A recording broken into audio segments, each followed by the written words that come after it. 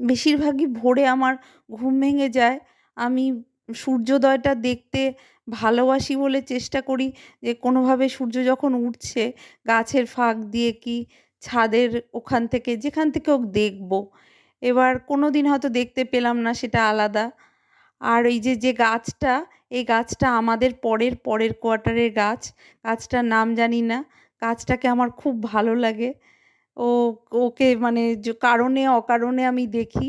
আমার ভালো লাগে যখন ইচ্ছা গিয়ে একবার দেখে আসি। পাতাগুলো যে এত সুন্দর গাছটার, এবার ঠিক আছে নাম না জানলেও চলে যাবে। কালকে থেকে ঢ্যাঁড়সগুলো ভিজিয়ে রেখেছিলাম। এবার আজকে সেগুলো ধুয়ে ভাজতে দিলাম, শুধু ভাজা করলাম।